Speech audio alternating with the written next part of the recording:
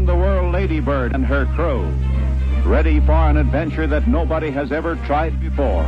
Amelia Earhart, out to circle the Earth at the latitude of the equator, and that's the Earth's greatest circle.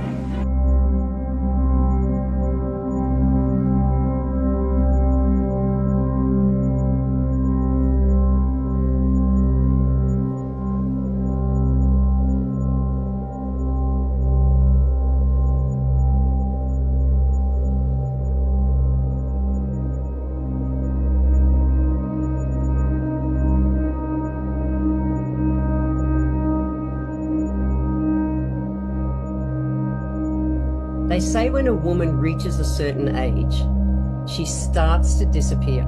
But my guest today knows that being lost is often just the beginning of a bigger story.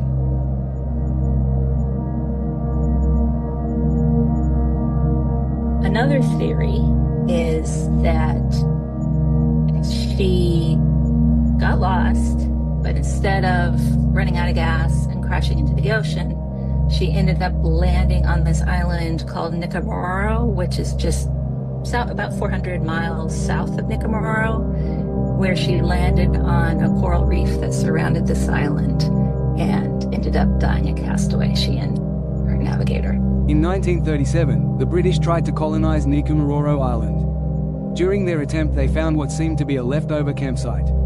At this campsite, 5 objects and 13 bones were found. These items were a small glass jar that matches a bottle of cosmetic cream that was sold in the early 20th century for fading freckles, a bottle of liniment that also dates back to Earhart's era, a piece of aluminium aircraft skin, and based on its shape and pattern of rivet holes, the group believes it's from Earhart's plane, a piece of plexiglass that was the type used in Earhart's Lockheed Electra 10E, and lastly, a jackknife that could be used as a spear while fishing.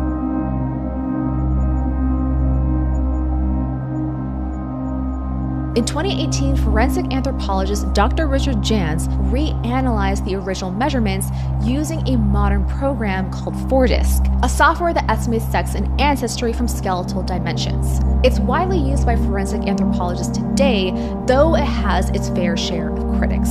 Jans compared the bone measurements to Earhart's known measurements from photographs and her pilot's license. His conclusion: the bones matched Earhart's proportions more closely than 99% of individuals in his reference sample. Now, what's interesting is that Gallagher wrote in his report that the bones were also found near remains of fires, turtles, and dead birds, signs that whoever died there has survived for, quote, some time.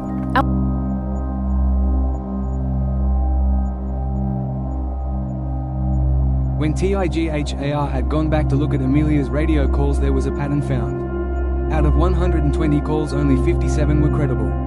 The mapped transmission times revealed that when Gardner Island, Nicomoro Reef was at low tide was when the 57 calls were time-stamped at.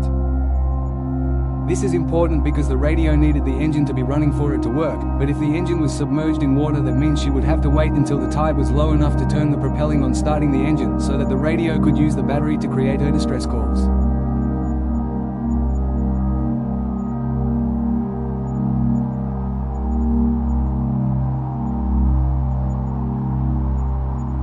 Starting in California on May 20th and leaving the US completely after June 1st Street. Already having troubles from a 12-hour flight from Brazil to Senegal and missing her correct stop by more than 100 miles due to miscalculations. Then Amelia had made another miscalculation with her wavelengths and frequency, causing her safety net boats to not be in their intended spot. So, when her flight weather was not in the perfect condition for her to make the 18 hours flight from Australia to Howland Island, sadly she never made it.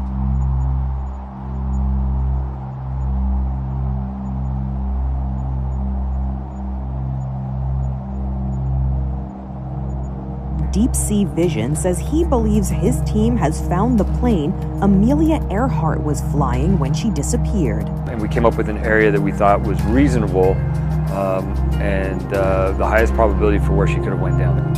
He says this sonar image of an object on the floor of the Pacific Ocean, about 100 miles from Earhart's intended destination, shares many of the same traits as her aircraft. searching for the truth behind a legend. And that She's legend America's is favorite Amelia missing Earhart. person, right? Ready for an adventure As that long as she's nobody missing, has there's ever always tried going to be somebody out there searching. Amelia Earhart, starts out to to circle the earth at the My latitude guest of the today equator. knows that being lost is often just the beginning of a bigger story.